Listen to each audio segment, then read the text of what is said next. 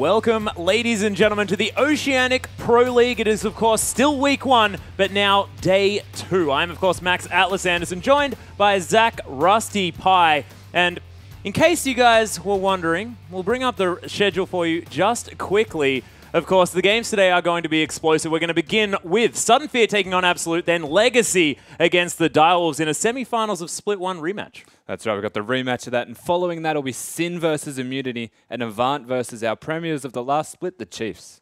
Yeah, and that is going to be a massive match. So you've got to make sure that you hang around for all 4 of them. Of course, before we get into our first game, though, I just quickly want to remind you guys that we do have a competition running on Twitter at the moment. Of course, if you want to win a really sweet Ezreal skin, tweet us a picture of how you are watching the OPL. The 3 most creative entries will win an Ace of Spades Ezreal skin, and just make sure that you use the hashtag IamOPL to enter there on Twitter. It's going to be very, very exciting. Of course, send in your aquatic-themed tweets, and I will definitely try and vote for extra points as far as those winners are concerned. So just FYI. Or any other cool tweets that you may happen to have that don't need to be aquatic. But come on, Zach. Come on. It'd be cool, but unlikely.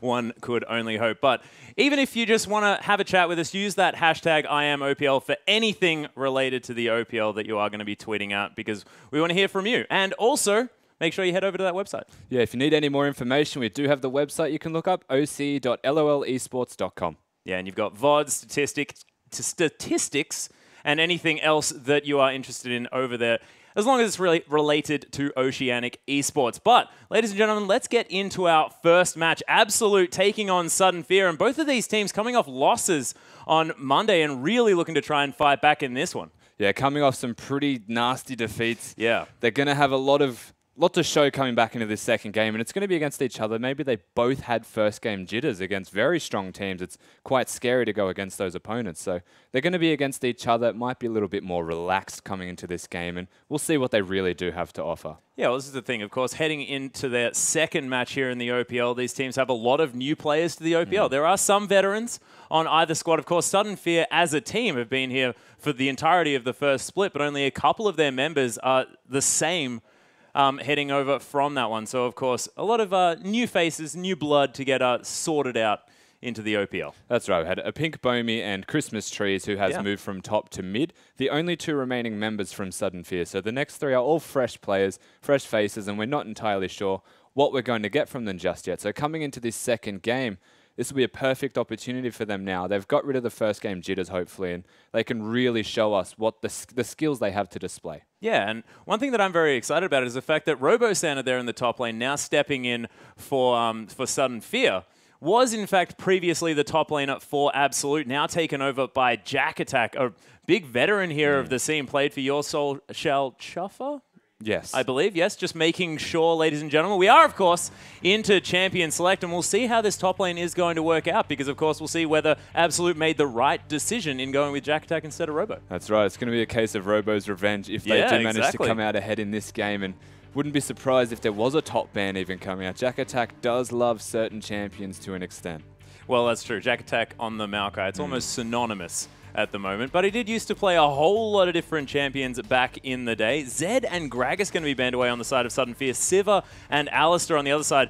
Sivir banned away towards Shiny there. Of course, Shiny sort of known for only being able to play Sivir. Yeah, Shiny. But he's excellent at it. Exactly. He's a god on Sivir. So known to only really play the Sivir and go to the Corki, I believe, was his second default champion. So they're going to take that away from him. And Zed being banned, getting rid of that from mid-beast. Loves his Zed, Syndra, and I believe Jace was the fallback pocket 3rd pick that he loves. Yeah, of course.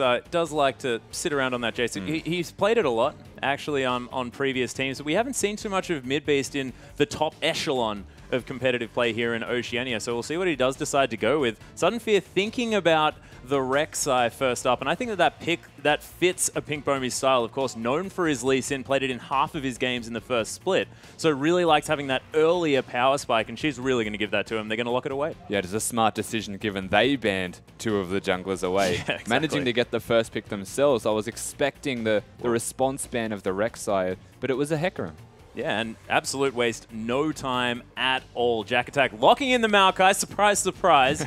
And they've got Nautilus, most likely there for Mattress. Of course, Strawbella stepping out for this week. It is going to be Mattress, of course, the veteran of Team NV, standing in there in the support role. Did have a stint in the jungle, but, you know, was Diamond, I believe, on the North American server before we even had Oceanic servers. This guy has been playing League of Legends for a very long time. Oh, we could talk about Hamilton Mattress for days and not exhaust our supply of information on him, but we won't dwell on it too long. Not all of it good. No, but I watched him try to evolve a Kha'Zix Q in the middle of lane once. So let's not dwell on that. He's in a different team now, in a different scenario, and the Nautilus is a very different most scenario. likely going to be the support, but we have seen a lot of jungle Nautilus, so don't be too surprised yet. Yeah, that's true. I mean, could even be a top lane Nautilus. Yeah. Who knows?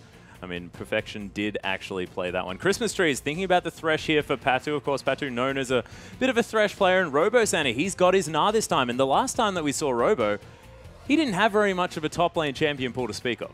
No, and he does love that Gnar. So he started to expand on and build that champion pool a little bit wider, but getting back to that Gnar pick, so comfortable on it. I am really excited to see how he goes. Yeah, and of course, I was more referring to the fact that all of the top lane champions were banned. Whoa, I'm not saying, not anything against Robo, not saying he can't play anything. Ooh. Malik, though, thinking about an Evelynn here. 31 seconds left to go, so they have a few decisions yet to make, but it is going to be the Lucian locked in here for Kulo. Well, just to dwell on that last point, there was a Rumble available, so don't cut me off too quickly. That's true, that's true. But they've picked a Jarvan, straight up. Yeah, actually, where is the Jarvan going? This is a big mystery at the moment. I could give you an estimate, an educated guess on where they'll go to be the Jarvan jungle, Nautilus support, and Maokai in the top I thought we lane. were pretty dedicated to the Maokai jungle. That was just you, mate. Okay. I know you want it to happen, but it is unlikely. Unfortunate. Shiny thinking about an Ahri here for Christmas trees, but they're also thinking about a LeBlanc there, so we'll see what they do decide to go with. As far as the team comp that's already locked in here, Rusty, what do you think Sudden Fear are really going to be looking for? Because, of course, they've got a lot of sort of level 6 power with that Gnar around a dragon fight if the Rage is there, but with the Rek'Sai, who's going to work in that mid lane? Well, they're going to need damage to get them through the stages where the tanks are going to be really good for them early. You said they've got a lot of level 6 power, and that is absolutely correct, but they need something. Tristana's the perfect example of it. Scaling, hyper carry style damage, and that's what they need, and they'll most likely lock that in. Yeah, well, they've got scaling hyper carry damage coming out of both of those picks. Azir going to be locked in there for Christmas trees. We saw him play that in the last time that we saw Sudden Fear, but didn't quite have that much success. But Absolute, yet again, insta-locking that LeBlanc there for mid-beast, and we spoke about the fact that he loves playing his assassins. LeBlanc really does fit into that mold. Exactly. It fits in perfectly to what mid-beast wants to do, and up against the Azir, it can be a dangerous lane. There can be a lot of damage taken in either direction, but LeBlanc's quite safe at dealing it and taking as little as possible, so quite a confident pick there with no hesitation into the Azir was that LeBlanc. Well, that's true, and I mean, the Emperor's Divide is going to be something that you can't, I believe you can't distort through it, but you can go back to your distortion through that Emperor's Divide. So we'll see how Christmas Trees is going to be able to use that ultimate, whether he can block out any of the distortion damage, because that is the sweet play. If you manage to get that one to work out, then things are going to work for you there in the mid lane, but very, very difficult. And heading into this one, we haven't seen a Jarvan jungle in quite some time. We'll see how Malik does go on that one, because I guess they were trying to react to the early pressure that Rek'Sai is going to be capable of, but is Jarvan really that high priority of a pick? Is that something that you want to be looking for? Priority-wise, Jarvan not that high and has not been played a whole lot lately. And they didn't opt, you said exactly why though, they opted for the early pressure. They want something that can gank and keep up with the pressure that the Rek'Sai can put down. There was only really Nunu available left in the jungle. Gragas was banned, and that seems to be the two junglers that go hand in hand is the Rek'Sai and the Gragas. So they've sacrificed a bit of either late game scaling from the jungler with that level 6 power spike of the Sejuani style ultimates, or having the Nunu which can pressure and invade. They've instead gone for kill pressure, damage early, and just lots of damage. Yeah, just making sure they've got as much damage as possible. Of course, you've got the knock up there as well. So, of course, Jarvan, ready to gank from about level 2, so he can really start putting on the pressure if he wants to. But this might be a case of Malik just having his champion pool exhausted, because the majority of what we've seen thus far from Malik has been the Rek'Sai, the Jarvan, and not the Jarvan, sorry, the Gragas, and of course the Sejuani. So he may not have really known what he was in for. But, ladies and gentlemen, we are, of course, into that loading screen. Tweet us. Let us know exactly who you think is going to win with that hashtag SFWin and, of course, the hashtag ABSWin. And let us know who you think is going to take this game, because I think it's quite close. Both of these teams sort of struggling in their first game, really desperately wanting to put a win onto the board. They've both got a lot to prove coming into this second game, and arguably a very close game between these two teams will determine who's going to start off strong in this season or who's going to have to learn from their losses and really start to improve coming later into the season. Both team comps, though, extremely strong and they have their own unique strengths within that. They've got the Nautilus, who can really enable a Jarvan gank. They've got everything going for them in that sense. Whereas you look at the other side of the map, and there is just pressure in lanes and individual strengths that they can bring to the table. Yeah, well, I'm sort of looking at this bottom lane plus jungle combination, which is where you often see that Jarvan coming into a gank. But I'm sort of seeing it as like Thresh Rek'Sai being almost a better version of Jarvan Nautilus, maybe with slightly less CC. To a degree, I wouldn't say that Thresh is better than Nautilus. They do both have hooks, so that would be where the similarity lies. Thresh is more utility, I guess, with having the Lantern available, can enable ganks a lot easier. That is correct. But then the Nautilus is just a massive tanky CC bot that walks up to you and auto-attacks you. And also, the early damage that a Nautilus puts out is higher because the Riptide can hit multiple times and the cooldown is about 5 seconds at level 1. Wow. Okay. And of course, now scales with level into that ability as well. So a little bit more consistent damage available there for Nautilus as he does level up throughout the game. But what I was referring mostly to is the fact that Rek'Sai sort of, you tunnel in and you've got more reliable of a knock-up there in the unburrow, whereas Jarvan, you really have to make sure you're nailing that EQ combo. That's true, and it's very difficult to execute, especially having to work with the Nautilus, who pulls people back and out of what could potentially be the flag and drag combo. So it needs to be perfect with synergy when the gank comes out, and they do need to work it out quite well. But if the Jarvan gank is successful, I would say just as impactful, if not more, than what an early game Rek'Sai's damage can do. Yeah. And another thing that I want to talk about as well is the fact that Shiny, he's picked up the Tristana. This is an interesting pick, of course, known for being able to push down turrets very, very early, but there hasn't quite been enough experimentation with the new iteration of Tristana to find out exactly where she fits in the meta at the moment. And how do you think it's going to work in this team comp? Well, the only time we have seen Tristana in the OPL thus far has been a split-pushing Tristana from Tallywacker, and that seems to be exclusively what the Tristana was looking to do. And granted, he does play a lot of Sivir Shiny. Putting him onto this Tristana, they do very similar things when it comes to pushing down turrets, and that is they do it quickly. Yeah, and you also shove those minion waves very, very fast as well, what with the explosive shot in comparison to, say, the Ricochet and the Boomerang. Yeah, that's right. You push down waves quite comparatively, I suppose, and the difference is the range coming into the later games, and Shiny's going to be comfortable on the low-range carry of a Tristana, very similar to the Sivir early, but starts to ramp up with levels, becomes longer and longer, and can do more in team fights. Just has this difference in a late game where the Sivir's going to still be relevant for the ultimate. The Tristana's going to not have it's going to have more of a combat ultimate, not an enabling ultimate like the On the Hunt. Yeah, and you can also self-peel a little bit as well, so the team is going to be facilitated in either peeling instead for the Azir, which is going to be pumping out a heck of a lot of late-game damage, really does need that protection because he's going to be squishy, or they can be just diving into the backline of the enemy team. Yeah, it's going to be relative to how the team fight starts. If they get the Gnar initiation straight off the bat, it's very possible for the Tristana to be able to self-peel. They may not even need to peel for the Azir, but it is a very viable option for them to do so. Yeah, but ladies and gentlemen, we are going to be hopping onto the Rift. Absolute taking on Sudden Fear here, and Absolute already stacked up as a full 5 as we head into the Rift. And I'm just excited to see how this top lane goes because, of course, Jack Attack and Robosan are sort of known as being these players that really want to help carry their teams through, and Jack Attack has been...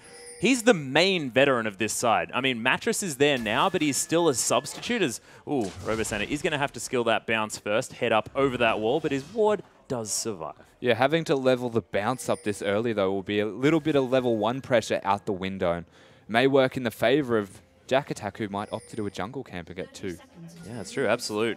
Really wanted to scout out any potential lane swaps that are going to come through. Of course, Sudden Fear with an answering ward very deep. Seems like Patu may have placed that slightly too close to the turret.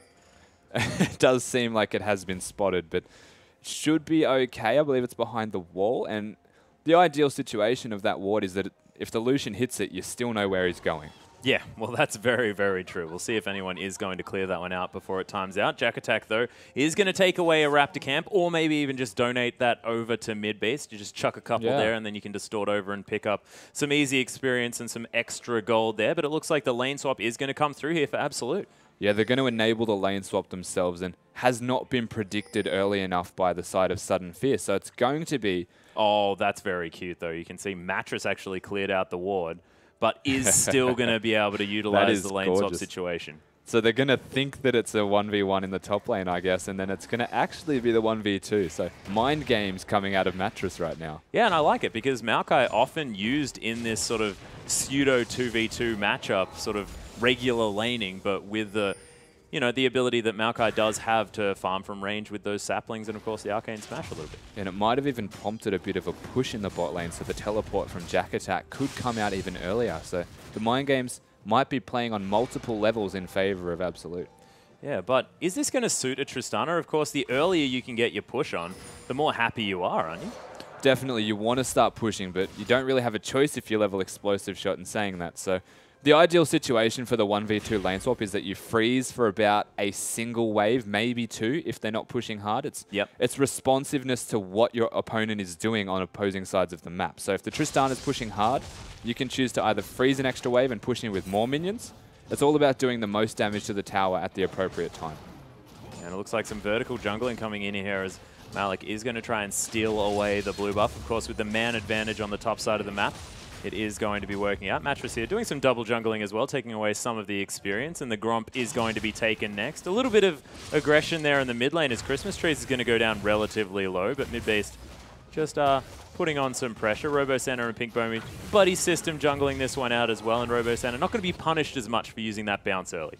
No, he's going to be able to at least get the level 2 from that, but you can see the response straight away from Malik is to come up top once the minion wave hit. So they waited for 3 minion waves. The stack was big. They had the cannon to back it up for tankiness. Oh, Jack Attack. And Jack Attack's going to take a bit of damage from that explosive shot, but that's not the real threat just yet. No, Patu looking to get in for a death sentence or two, but it's a very cute ward. Is going to save Jack Attack's life. Not going to save the life of the turret, though, as Sudden Fear are going to be pushing this one out as well. Explosive Shot able to be used on that turret is going to cause a little bit more trouble. Jack Attack trying to get in for some experience around here, but you can see already Absolute making this lane swap work a little bit more in their favor. They're up by a couple hundred gold. Yeah, they've managed to use 3 members to push the top turret, and in response, the same amount of time taken will be the bottom turret, but it'll even take them a little bit longer. They have the extra member there. Jack Attack not getting all of the experience he would like, but still managing to steal some experience from this bot lane in a 1v4 is working out okay for him, and that's all you really want in this 1v2 lane swap is levels. He is ahead in levels on Robo Center. Yeah, well, it's true. I mean, Jack Attack 11-2 in farm. He's been able to use those saplings in order to get some here on the map, and Robo Center still level 2, unfortunately. Sudden Fear are going to be able to try and take this dragon only down to about 2/3 health, as Robo Center is going to be able to get that Mega Gnar form. Immediately going to get exhausted as Patu's going to get dredgelined back into the team. Oh, mid-base first blood straight up there as Patu's going to fall down. A double kill already, and mid-base already showing exactly what he's capable of on these assassins. And man, Christmas Tree's not going to be happy there in the mid lane, wanting to now go up against a 2-0 LeBlanc. And this was such a smart rotation from Absolute as well. They got the top turret, and you might say it was a little bit delayed doing the dragon from Sudden Fear. Going there, once the top turret was gone, they were able to just run straight to the dragon. And they sacrificed the tower for tower trade, but you can see 2 kills now for the LeBlanc. Very comfortable in the mid lane after that trade. They've managed to pick up the dragon themselves as well, and they caught Sudden Fear with their pants down.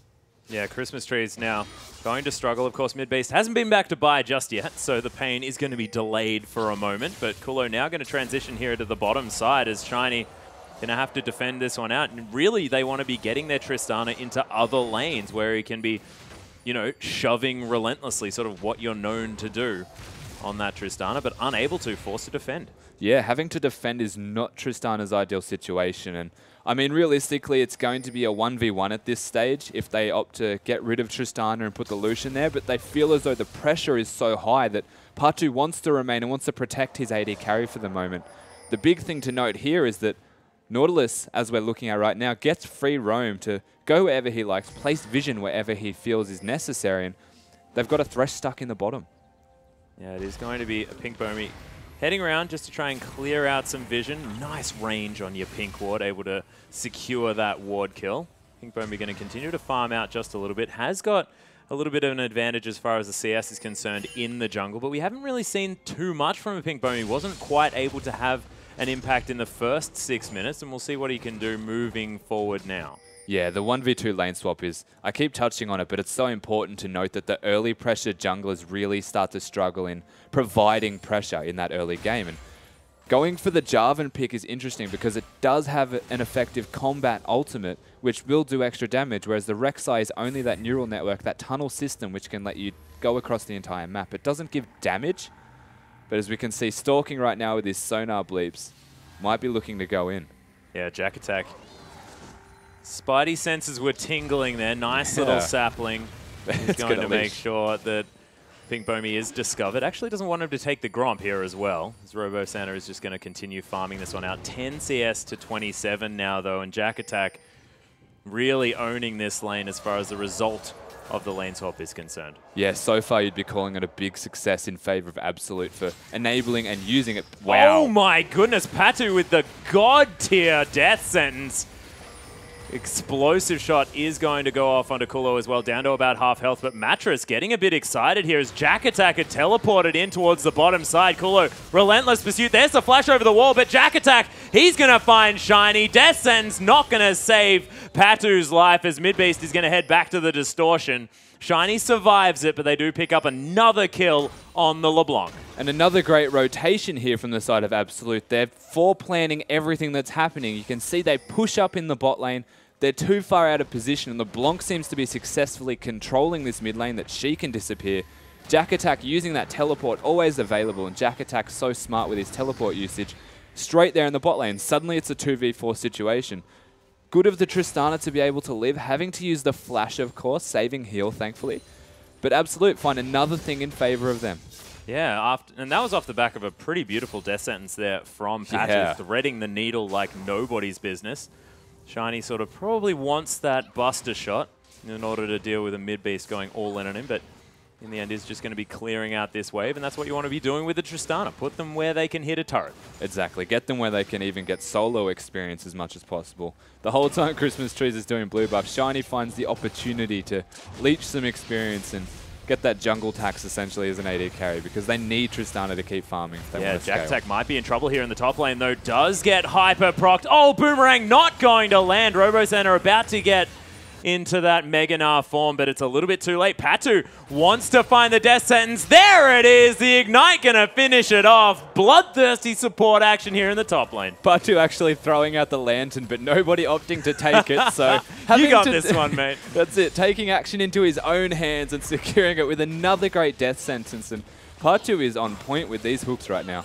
Yeah, well, especially the last two that he's thrown out.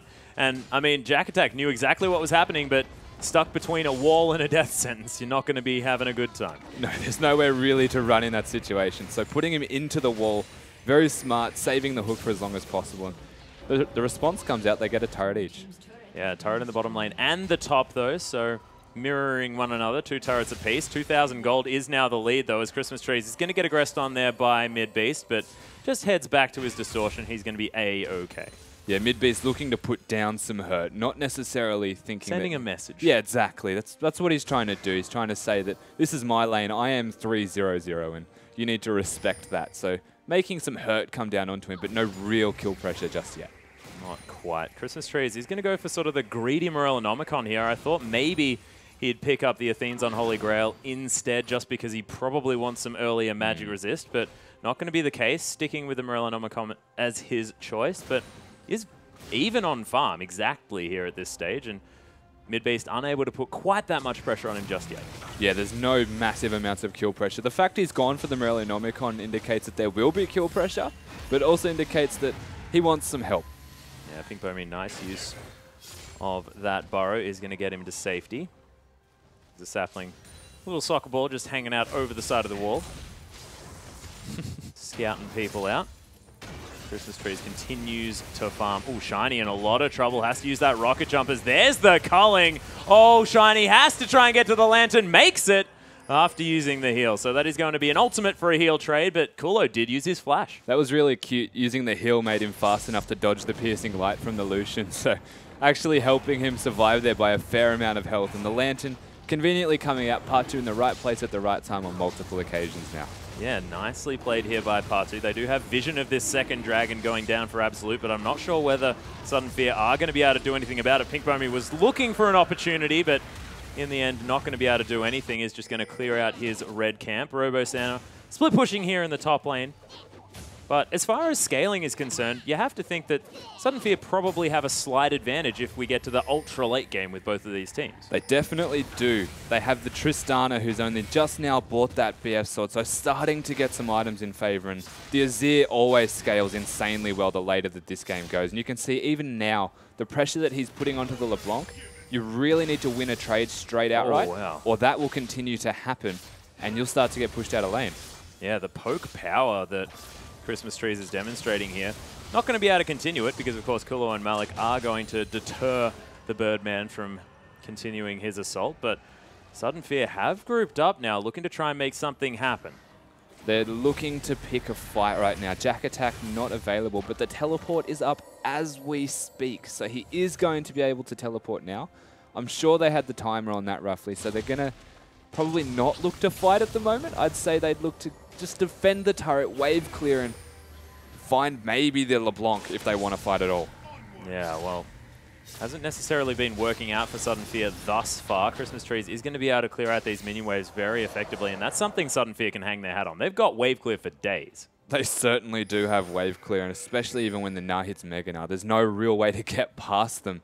They're going to have to dive here on the side of Absolute if they're looking to get rid of the siege and the counter siege and the wave clear that Sudden Fear have to offer. And at the moment, they're going to look to reassess what they're doing. They can't really just sit mid and let the Tristana and the Azir get some free farm elsewhere. They're going to have to reassess, and maybe they want to go to a side lane or push someone else to the side lane so that they can go back mid again, because it is the only outer turret lane. Yeah, draw some pressure off maybe somewhere else, because that actually gave Sudden Fear a little bit of an advantage there. Getting some farm on that Tristana, catching back up. Of course, now things have been changed just a little bit as Kulo is going to cull out this wave. Able to head back, possibly pick up that Infinity Edge relatively soon, as Shiny's going to be taking down these Krugs. Patu, give him a little bit of a helping hand there. No, actually decides not to. It's a bit rude. He's going to go and get these relic stacks on the cannon. Severely more important to the Thresh support. Needs to get that out straight away. So ignoring the Krugs, not a bad idea. Yeah, okay. Okay. You redeemed yourself there, Patu, as Rusty has saved you from my wrath. Not that there is any. Not sure what that was really about. Quite Shiny easy to save him. Continue farming out this lane. 5 CS behind. 4. 2.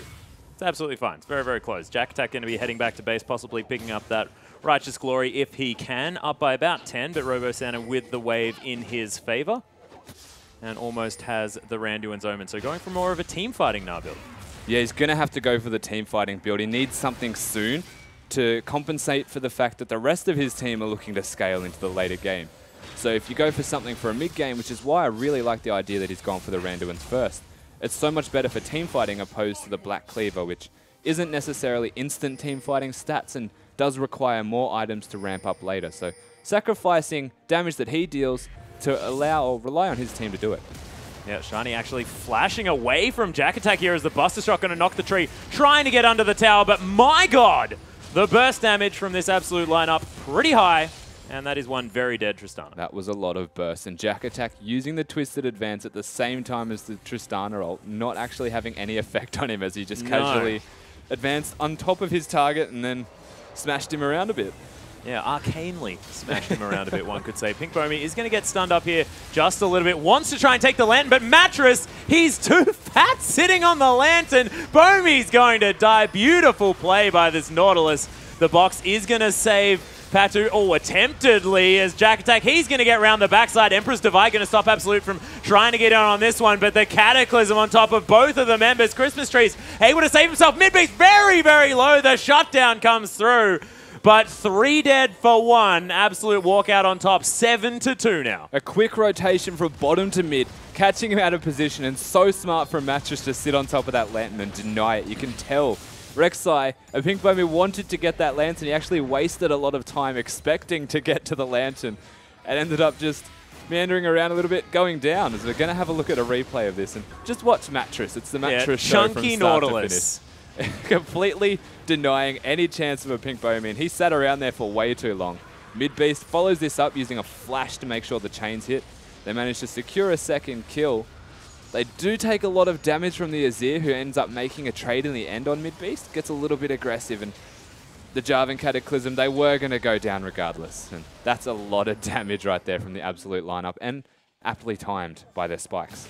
Yeah, well, this is the thing as well, is the fact that Absolute have just managed to time their roams really, really effectively, able to pick up objectives afterwards. They pick up a kill, transition that into more kills and then an objective. They know where to go after getting a small amount of success on this map, and that's a sign of a good team. Exactly. It's crazy to see the transition from week 1 to week 2. They look so much more confident in this game.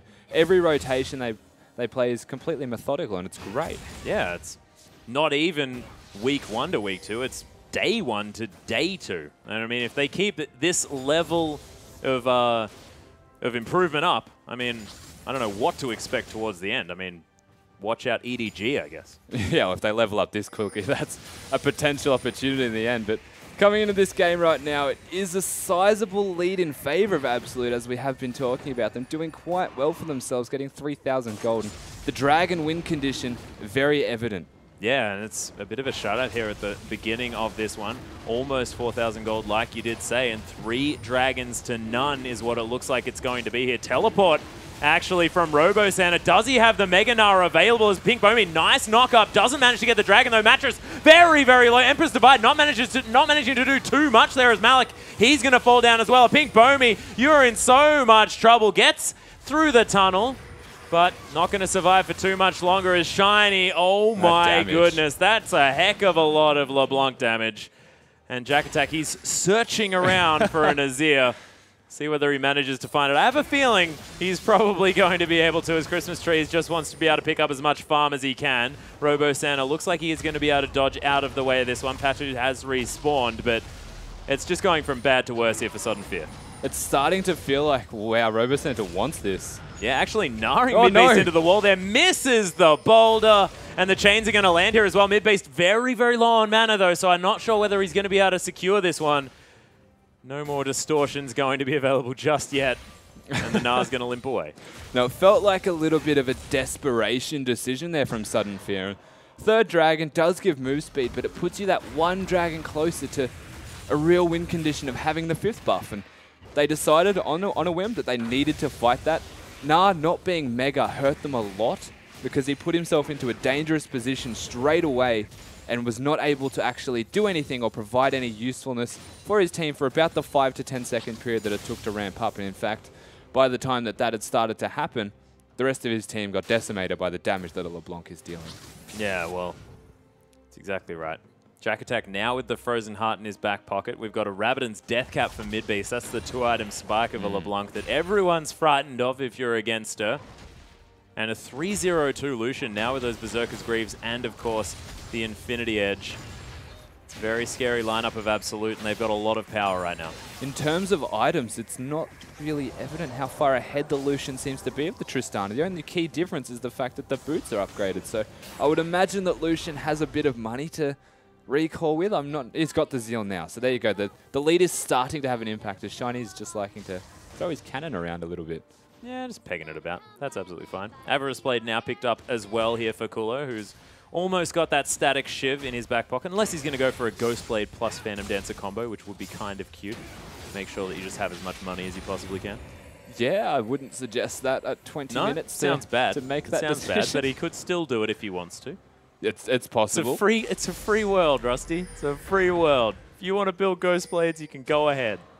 Yeah, it's his own choice. I will not question him if he goes to do it. I will just say now that it might not be a good idea. It's not optimal, but it's cute. It is very cute. But Shiny now looking to try and scale up into this game. Does have the Berserker's Greaves, so went back with at least 225 gold. Now looking for potentially the Phantom Dancer or the Static Shiv. We'll see what this Tristana decides to go with. Of course, if you want even more pushing power, the Static Shiv is going to work out. But Absolute now thinking about brute forcing this bottom lane in a turret, already down to half health as they're trying to... Oh, another beautiful Death Sentence on Kulo. Uses the heal to try and escape the damage. Sudden Fear have now all collapsed here to the bottom side. And I think that Death Sentence may have just saved the turret. He's trying his hardest to get this team through the mid-game plateau that they're starting to have right now. Patu hitting all of these amazing Death Sentences, and they're going to have to try and defend something sooner or later. You can tell the amount of damage and the amount of control that Absolute are just putting onto this map right now. And they're starting to really want to use their spikes that they have, the advantages that they've now accrued over time, and really find a bigger lead than what they have at the moment. Yeah, the beautiful thing about Sudden Fear's play just there was the fact that they collapsed on that bottom lane with the rest of their lanes in perfect control there for the team. As a Pink Bomey, gonna have to try and deal with Jack Attack here, who's going very aggressive on the tree. Not worried about much at all. Gonna have a pretty hard time stopping Jack Attack over a prolonged period of time, and Malek even coming down. They want this bottom tower again. Pushing people into the mid lane, rotating straight away. Absolute seem to have a plan of where they want to go and when they want to go, and it's working so far. Yeah, they are going to try and do something. Nice Nara to the wall there as Malek's taking a whole lot of damage from the turret. Malek's going to fall down, but we'll see whether this is going to be the end as the turret does fall finally. Mid-Beast and Jack Attack just double teaming there. Robo Santa now caught out as well. He's going to die. And Christmas Trees and Shiny, the last two members alive, the squishy damage dealers, and they're unable to follow up. Mid-Beast doing absurd amounts of damage at the moment. So difficult for the Sudden Fear lineup to deal with. They've got the Jarvan, who they have to get rid of first. Using the Nara ultimate just before it ran out, had to go down straight away, and only really getting the Jarvan. So they took the kill. It was a great initiation. And Christmas Trees, oh dear, there's the Emperor's Divide, but it's not going to do anything. And Kulo's eventually going to lock down that kill. 6-0-3 now for the Lucian. 7-1-5 for Mid-Beast, though. We're going to have a look at what happened in that last fight. And you can see, before it all begins, Robo Santa almost out of Mega now, so having to use the ult straight away. And after using it, the rest of his team getting destroyed by the damage from Jack Attack. And watch this, the Blanc damage, absolutely ridiculous, just decimating them. The rest of the team in shambles, just trying their best to run away. But Absolute are so strong at the moment, they've really come into their stride at this stage in the game, and even before that fight started, that Sudden Fear on struggle street until further notice. Yeah, that's true. And don't worry, your pun did not go unnoticed. 8,000 gold now the lead here for Absolute, as it's 15-5. 3 dragons to 0, though. This is the really scary thing for Sudden Fear, is they don't have a whole lot of hope of scaling into this game. 5 seconds until the 4th dragon is spawned, and that 5th dragon only going to be approximately 6 minutes away, and Absolute can just close out this game. Yeah, if they manage to secure this straight away, which does seem like there's no way for them to stop it. That is now 4 dragons at 24 minutes into the game. They started with that first dragon extremely quickly after they capitalized on Sudden Fear doing it too late from the lane swap. And now they've got 4 of them already. 30 minutes with the 5th dragon buff is going to be so hard to stop. Yeah, and it just looks like Sudden Fear, ever since that lane swap was so successful, Absolute have just had their number. Patu, though, just going to get exploded there as Kulo. He goes godlike. Robo Santa forced to use the bounce defensively as well as the Emperor's Divide, but it's not going to get rid of Jack Attack, who's just destroying these guys. Double kill now for Kulo as Sudden Fear on full retreat, and this could just spell Baron. This could definitely be the Baron. It does seem to be the likely next plan of attack. Absolute right now. Jack Attack, no hesitation. Going straight in, does not care who it's on. They instantly kill Patu. From there, they may not even want the Baron just yet. They're going to get people low before they even consider looking at it. They've got such a big advantage, they may not even want to risk it and just go straight away for this turret in the top lane, where they have that brute strength from the sieging potential. They've got the front line, Malek, Mattress, Jack Attack, and then they've got the damage in the back line that you can't even get to, but it can get to you very easily. Yeah, oh my goodness, I thought that was actually a person dying there as Mid-Beast did go aggressive, but it is just going to be the turret falling down. Sudden Fear, Shiny with about 400 health, as this Tristana is very small and very scared in the wide world of Summoner's Rift.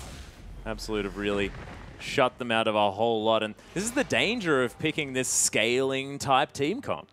Yeah, they did need some scaling. We mentioned that in the champion select because the 3 champions they've got right now. Mid-Beast might be in trouble there. Nice play to come back, and Patu's going to lock down the kill. Patu managing to get another kill, doing so much work with these hooks, and you have to give him credit right now. Being being 10,000 gold behind and still managing to make plays like that is so very commendable and the sign of an excellent support. Yeah, and Patu's been managing to find some fantastic plays, but it just seems like the team of Sudden Fear don't quite know strategically what to do and how to get themselves ahead in the early stages of the game. It's now, you know, a 9,000 gold lead at 26 minutes. It's looking very difficult for Sudden Fear, but all of them sort of individually have had plays that have been impressive this game. They do. Individually, their skills have been definitely worth noting as Christmas Trees almost going down to a neutral minion. They want to fight. Yeah, that is not exactly proof there. As, oh my goodness, the burst damage to come out here. Sudden Fear in a lot of trouble now as Absolute are looking to try and close in on some kills. Decent use of the scrying orb there, at least spots them out, but there's the dredge line. A pink Bomi, he's going to fall down from that one. The damage from this Azir, just not what you'd expect at this stage of the game, and that just shows how far ahead Absolute are and how huge these tanks are. That's right, they are very far ahead. You'd almost give Baron the MVP of that fight before it even began. Christmas Tree is on about 500 health, so he wasn't able to be a part of the decision that they had made to fight. And you question why they even wanted to fight in that scenario when they were quite far behind. Again, it may be a sign of a desperate team looking to find their way back into this game. Yeah, it does seem to be something like that. Kulo, though, 8-0-4, the legendary Lucian in this game, really having a standout performance. And this is a player that we haven't really seen much of if we're thinking about, you know, the last couple of years of Oceanic League of Legends really come out and finally sort of showing up here for Absolute. Yeah, from the limited knowledge that we do have of Kulo, we know that if he gets ahead, he loves to keep that advantage. And even when the rest of his team seems to be on the back foot, if Kulo is even 2-0, he starts to put his team on his back and he can carry extremely hard. So doing a lot of work in this game right now. And not to forget Midbeast, of course, getting two early kills. And wow, he is ahead. He most certainly is. Seems to be quite a beast in the mid lane there. Golf clap. You had to. I certainly did. Kulo going to take a bit of damage here from Christmas Trees. You can't really discount an Azir almost at any stage of the game after he picks up a Rabadon's Death Cup. Death Cup? Yes, he does have the Rabadon's Death Cup. Yep, the Death Cup of Destiny. Starting to do a lot of damage now. He is very far behind you. I'm saying it's a Luden's Echo from the LeBlanc because we spoke about how scary the 2-item spike is for a LeBlanc. Oh, try the Luden's Echo 3-item spike that can come out, especially when you are far ahead. So, though he is behind, the Death Cap is going to help a lot, at the very least in wave clear. And you can see what the damage that he just did to Kulo even. You do have to respect it if you are Absolute. Yeah, and I guess one thing to be noted here is the fact that Sudden Fear could potentially take advantage of the fact that Absolute, a newer team, may not necessarily understand quite how to close out a game very early. Of course, they're probably going to wait for a minute, pick up a 5th dragon if they can. We'll see whether they're ahead far enough for them to be able to make a decisive victory happen, because if they leave this one go too long, Sudden Fear may stand a chance of sort of capitalizing on their lack of decisiveness. That's right. It's something that Absolute do have to consider, is the scaling potential that can come out of Sudden Fear. They've got Shiny on the Tristana and Christmas Trees on the Azir. Both of those champions, if unattended for the next 5 to 10 minutes, if they don't lose inhibitors for the next 5 to 10 minutes, and ideally stop this dragon that's up in 35 seconds, there's a lot of factors you do have to consider on the side of Sudden Fear to stop this game from accelerating too rapidly and allow your 2 carries to start doing some serious damage. The Tristana, only with the Infinity Edge and the Zeal and then a dagger to boot, is so far behind what is being offered from Kulo right now that they're going to need something just short of a miracle, and it will most likely start with a Dragon Steel. Oh my goodness. The amount of items that Absolute are ahead. Luden's Echo now just been picked up by Midbeast. The casual QSS plus Vamp Scepter that Kulo's now got in his back pocket. Not to mention the Righteous Glory now completed by Jack Attack. Explosive Shot is on top of the tree here, but there's the initiation as Mattress is getting in, and oh my goodness, Kulo, yet again, Legendary Robo Center looks like a squishy champion here on this tanky. No, he's going to burn to death. Actually, no, going to survive for now as Malik's going to flash forward. There's a double knock-up. Shiny uses the heal, but that's not going to work. Absolute clean house, and Robo Center now provides a collective approximately 4 health for the entirety of Sudden Fear. Yeah, it goes to really show how this game has gone from start to finish right now. Midbeast getting a kill with the Luden's Echo, I think. Yeah, I believe so. Secure that kill. Jarvan hitting the perfect knock-up, and it wasn't even that they did the dragon. They just baited the dragon and forced Sudden Fear to fight in a bad position, given the amount of gold that was in their favor. And they've now picked up an inhibitor. They can just go straight back to the dragon and rinse and repeat until the game either finishes from forfeit or they do pick it up and can try and siege. Yeah, they're going by the books on this one. 16,000 gold ahead, though, now for Absolute as they've taken down the first inhibitor. They've broken the base. 5th dragon. Burn, baby, burn indeed. Here for Absolute as Baron's not even up yet. Not too worried about that. And Absolute have just been in full control this whole game. And what I've really loved is seeing this level of objective control from a team that we didn't necessarily expect too much from coming into the OPL. That's right. The only thing that I was really expecting from them was solid teleport ganks and decision-making in the bot lane, translated from the top lane experienced player of Jack Attack. But the entire side right here of Absolute are doing so much work and really coming together as a team, which is, I guess, surprising. They are in the OPL, so they should have at least the base skills that it requires to be in the Pro Leagues. But they are starting to blow that out of the water with the control they have against the team of Sudden Fear, who are in their seconds, but at least 2 of the members very experienced and control players. They're now 16,000 gold ahead, 5-0 in Dragons. Everything is going so well for Absolute that they almost look like they've been here for a very long time. Yeah, and Look how big Mattress is. He's very, very large. I mean, he could stand on almost any lantern. You could barely see that it even exists, I believe, at this stage. Another casual Void Staff for Midbeast as well. Oh, that Dredge line was so incredibly close. Midbeast, cute little chain, is going to take half the health of casual. Foamy. He's going to have to probably go back and heal. Yeah, no big deal. Just 5 dragons and 3 massive items ahead. Yep, not too bad at all. They're just going to wait casually and calmly for this mid wave to push in. No, they're not. They're just going to pop the Righteous Glory and go aggressive. The turret is going to be the first target here. That's going to fall down very quickly. Inhibitor short to follow now as mid-base. Oh my goodness, Patu. I believe he's getting burnt down there as well by the Dragon buff as he has to go back and heal. There's a huge wave in the top lane as well, but the Nexus turrets are falling down. Robo-Santa are about to get into Mega Gnar form, wants to find it there. Emperor's divide into the wall at the same time as Sudden Fear haven't quite lost a member yet.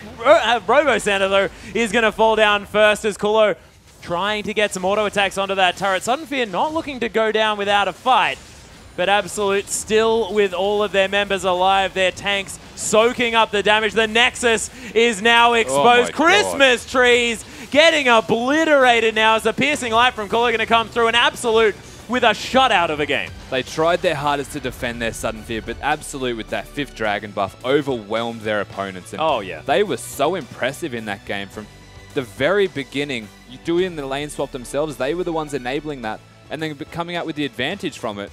So it was so well done from a new side. Yeah, and I mean, lane swapping is not something that we normally attribute to new teams coming into the OPL as well, because, of course, lane swapping is something that you have to get very, very used to, and to be able to get that one down in a competitive game as well. But, ladies and gentlemen, we do have our first replay to bring up here, and we'll see how Absolute did it. So this is one of the really cool things that happened in the game from Mattress, which the perfect example of what Absolute can do. So we'll roll the clip.